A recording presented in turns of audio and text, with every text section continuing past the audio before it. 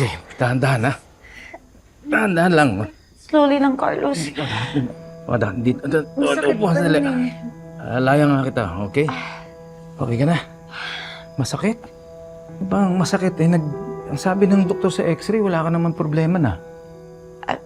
Siguro, Nabugbog talaga yung katawan ko nung nahulog ako.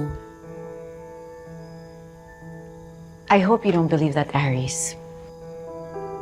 I feel like gumaganti lang siya sa akin because I called him out for staring at me. Wala naman ako doon. Hindi ko naman nakita ang nangyari. Kaya I have nothing to say. Sige, okay ka na rito ha. So, mauna na ako dahil hinihintay ako ni Grace ha. Sige. Carlos, please stay. Let's talk. Venus.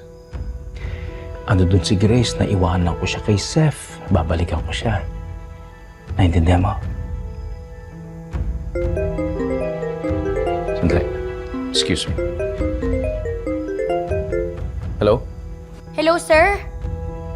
Sir, hinatid na po ni Doc Sep si Ma'am Grace. Pero gusto ka po kausapin ni Ma'am Grace. Oh, sige. Hello, Carlos. Sabi sa akin ni Marites, may nangyari daw kay Venus. Ayos lang ba siya? She's fine. Hinatid ko siya dito sa bahay.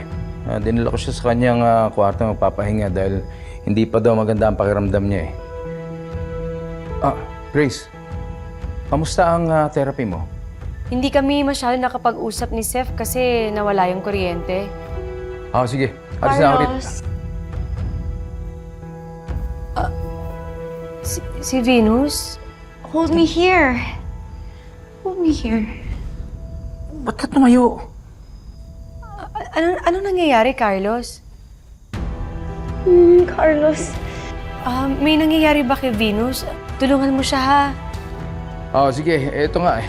Carlos. Sige, babalik na ako dyan. Sige, bye-bye. Bye.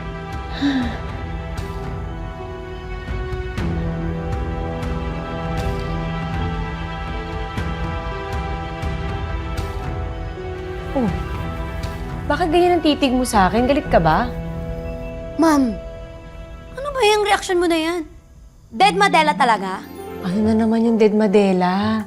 Dead Madela, ibig sabihin, dead ma.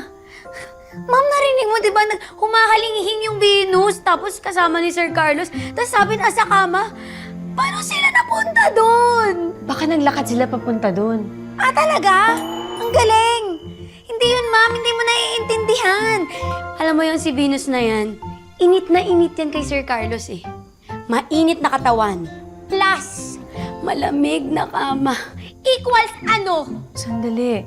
Nag-iinit yung katawan nila sa isa't isa? Naku, hindi po pwede yun. Dapat kami lang nakakaramdam na dalawa ni Carlos nun kasi kami mag-boyfriend tsaka mag-girlfriend, di ba? Tama! Ayun nga, finally naintindihan mo na ako. Naku, matagal na kitang wina-warningan dyan sa Venus na yan eh. Kasi minsan, ang ampalaya, nagiging ahas.